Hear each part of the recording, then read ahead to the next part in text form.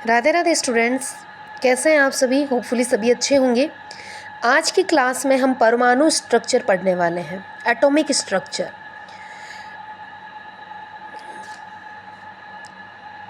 ये मैंने परमाणु बनाया है। परमाणु के चारों तरफ इलेक्ट्रॉन मूव करते हैं। क्या मूव करते हैं? इलेक्ट्रॉन। इलेक्ट्रॉन नाभिक के चारों ओर चक्कर लगाते हैं, वैसे ही चक्कर लगाते हैं जैसे सूर्य के चारों ओर सभी ग्रह चक्कर लगाते हैं। परमाणु का सारा भार उसके केंद्रक पर निहित होता है। केंद्रक जो परमाणु भार होता है वो होता है प्रोटॉन की संख्या प्लस न्यूट्रॉन की संख्या। परमाणु भार में कभी भी इलेक्ट्रॉन की संख्या कैलकुलेट नहीं होती, क्योंकि इलेक्ट्रॉन का भार इनके भार के कंपेयर में नगण्य होता है। तो जो हमारा परमाणु भार एटॉमिक मास कैलकुलेट होता है वो होता है प्रोटॉन प्लस न्यूट्रॉन की संख्या। इनको लिखने का तरीका होता है, लिखने का तरीका है ZXA। Z मतलब होता है आपका परमाणु क्रमांक, X सिंबल और A द्रव्यमान संख्या। जैसे एग्जांपल दूं मैं, कार्बन का होता है 6 नंबर पे कार्बन आता है। कार्बन का प्रतीक होता है C और कार्बन का परमाणु भार होता है 12। तो इसको लिखने का तरीका ये होता है। परमाणु भार को फॉर्मूला हुआ P+N, अभी मैंने बताया, प्रोटॉन की संख्या प्लस न्यूट्रॉन की संख्या। इसके अलावा इलेक्ट्रॉन और प्रोटॉन की संख्या किसके बराबर होता है? जितना आपका परमाणु क्रमांक होगा उतने ही आपकी इलेक्ट्रॉन की संख्या होगी, उतने ही प्रोटॉन की संख्या होगी।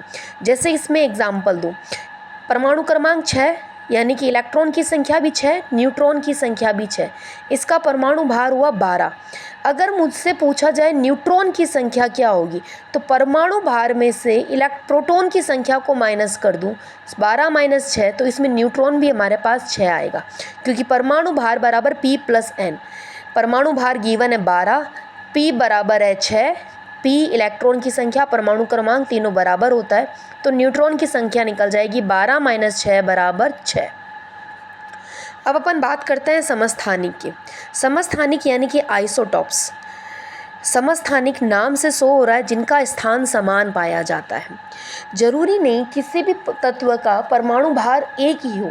जैसे अगर मैंने हाइड्रोजन की बात की तो हाइड्रोजन के ही 3 परमाणु भार मिले हैं अपन को, 1, 2 व 3, लेकिन 99.985% अपन को मिला था जिसका परमाणु भार 1 था। इसीलिए हाइड्रोजन का परमाणु भार हम जगह कल की क्लास में जो हमने कैलकुलेट किया था उसमें सब जगह हमने 1 रखा।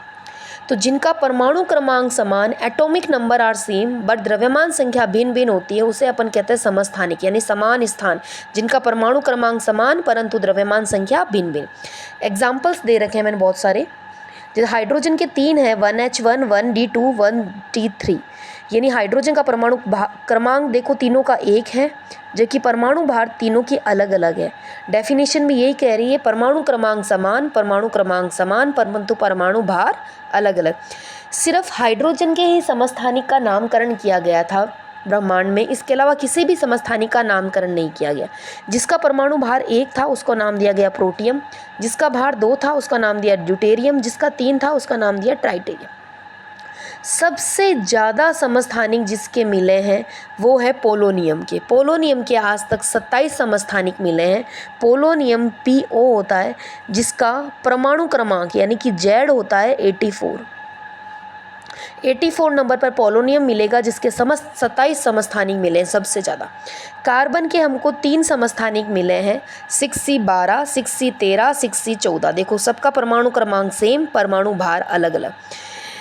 C12 का उपयोग किया जाता है एटॉमिक मास यूनिट कैलकुलेट करने में, परमाणविक द्रव्यमान इकाई ज्ञात करने में। C14 का उपयोग होता है carbon dating method. Carbon dating method होता है जीवाश्मों का अध्ययन करने में। स्क्रीनशॉट ले लीजिए। Next oxygen. ऑक्सीजन के हमको 3 समस्थानिक मिले हैं, 8O16, 8O17, 8O18।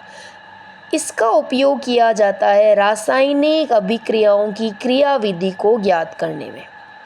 मस्तिष्क के कैंसर के उपचार में कोबाल्ट 60 समस्थानिक का उपयोग किया जाता है। यूरेनियम 238 का उपयोग यूरेनियम डेटिंग मेथड में, यानी कि सूर्य, चंद्रमा, पृथ्वी, चट्टान, इन सब की आयु का निर्धारण करने में यूरेनियम 238 का उपयोग हुआ है। आयोडीन 131 का उपयोग होता है थायराइड ग्रंथि में विकृति का पता लगाने में तथा बड़ी बड़ी पाइपलाइनों में तेल का रिसाव लीकेज का पता लगाने में आयोडीन 131 का उपयोग होता है।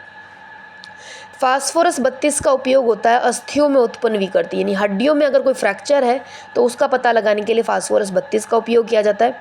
सोडियम 24 का उपयोग ब्लड सर्कुलेटरी सिस्टम में खराबी का, रक्त परिसंचरण तंत्र में खराबी का पता लगाने के लिए। अब मैंने क्वेश्चन दे रखा है, औसत परमाणु भार यानी कि एवरेज एटॉमिक मास निकालने के लिए फॉर्मूला होता है m एवरेज बराबर m1 x1 plus m2 x2 and blah blah blah, x1 plus x2 and blah blah. Blah blah का मतलब है कोई 3 हो 4 हो तो m2 x3 m4 x4 x3 x4 ऐसे। क्वेश्चन है, क्लोरीन तत्व के दो समस्थानिक 17Cl35 एंड 17Cl37 प्रकृति में क्रमशः 75 और 25% पाए गए हैं, तो क्लोरीन तत्व का औसत परमाणु भार क्या है? फॉर्मूला लगाया हमने, m एवरेज बराबर m1 x1 plus m2 x2 upon में x1 प्लस x2। यहाँ m1 है हमारे पास 35, m2 है हमारे पास 37, x1 है हमारे पास 75, x2 है हमारे पास 25। रख देते हैं value. m1 35 into 75 plus m2 है 37 इंटू 25 अपॉन में 75 प्लस 25। इन दोनों में मैंने 25 कॉमन लिया तो क्या आएगा, 35 into 3 plus 37 into 1 upon 75 plus 25 100, 25 से काटा 4, 35 इंटू 3 105, 105 प्लस 37 अपॉन में 4 ऐड किया 142 अपॉन में 4 कैलकुलेट किया, हमारे पास आया 35.5। हमने क्लोरीन का एटॉमिक मास 35.5 ही सीख रखा है, ये यहाँ से आया है। नेक्स्ट, ये था समस्थानिक। अब अपन बात करते हैं समभारिक, जिनका भार समान हो, समान भार, परमाणु क्रमांक अलग अलग। मैंने बहुत सारे एग्जांपल्स दे रखे हैं, देखिए इन सब का भार सेम है लेकिन परमाणु क्रमांक सबके अलग है। 18 ऑर्गन 40, 19 पोटेशियम 40, 20 कैल्शियम 40, 1 T3, यानी ये हाइड्रोजन का समस्थानिक है और ये हीलियम का समस्थानिक। दोनों का परमाणु भार सेम, एटॉमिक नंबर अलग अलग। सम न्यूट्रॉनिक एज सोन नेम, न्यूट्रॉन की संख्या समान।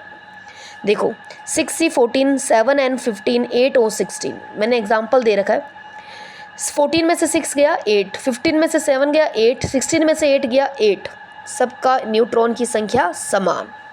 सम इलेक्ट्रॉनिक्स, जिसमें इलेक्ट्रॉन की संख्या समान। ये 3 टाइप के हैं। फर्स्ट है उदासीन प्रजातियाँ। देखिए यहाँ पर मैंने एक एग्जाम्पल लिया है N2NCO2। नाइट्रोजन आता है आपके 7 नंबर पर, तो 7 2 जा 14 प्लस ऑक्सीजन आता है हमारा 8 नंबर पर, कार्बन आता है हमारा 6 नंबर पर, ऑक्सीजन आता है 8 इंटू 2। दोनों तरफ देखा जाए तो 22 एंड 22 इलेक्ट्रॉन, 22 एंड 22 इलेक्ट्रॉन हुआ, यानी कि इलेक्ट्रॉन की संख्या क्या हुई, सेम। अब अपन बात करते हैं धनावेशित प्रजाति। सोडियम आता है 11 नंबर पर, 1 इलेक्ट्रॉन डोनेट किया तो 10। मैग्नीशियम आता है 12 नंबर पर, 2 इलेक्ट्रॉन डोनेट किया 10। एल्यूमिनियम आता है 13 नंबर पर, 3 इलेक्ट्रॉन डोनेट किया 10। इलेक्ट्रॉन की संख्या हुई सेम। ऋणावेशित प्रजाति। फास्फोरस आता है 15 पर, 3 इलेक्ट्रॉन लिए, माइनस का मतलब लेना यानी 18। सल्फर 16 पर 2 लिए 18। क्लोरीन 17 पर 1 लिया 18। इलेक्ट्रॉन की संख्या सेम। आइसोडाइफर वो होते हैं जिनमें परमाणु क्रमांक, परमाणु भार, न्यूट्रॉन, इलेक्ट्रॉन सब कुछ अलग अलग लेकिन n-p समान। एग्जाम्पल लेते हैं, अगर मैंने इनका कहा कि भैया परमाणु क्रमांक क्या है, तो परमाणु क्रमांक इसमें पाया जाएगा 6, इसमें 7, इसमें 8, यानी कि इलेक्ट्रॉन की संख्या 6, 7, 8। परमाणु क्रमांक बराबर इलेक्ट्रॉन, इलेक्ट्रॉन बराबर प्रोटॉन, 6, 7, 8। परमाणु भार क्या क्या दे रखा है, ऊपर वाला 13, 15, 17। अगर मुझे न्यूट्रॉन पूछा जाए तो परमाणु भार minus P, 13 minus 6 7, 15 minus 7 8, 17 minus 8 9। अब मुझे निकालना है n-p, यानी कि ये रहा हमारा n, ये रहा p। 7 में से 6 गया 1, 8 में से 7 गया 1, 9 में से 8 गया 1। देखो n-p की संख्या समान। बात करते हैं आइसोएस्टर की। वे रासायनिक प्रजातियाँ जिनमें परमाणुओं की संख्या समान हो। N2O, इसमें 2 नाइट्रोजन और 1 ऑक्सीजन, कितने हुए 3। 1 कार्बन 2 ऑक्सीजन, कितने हुए 3। तो दोनों के अंदर परमाणु की संख्या क्या हो गई, समान।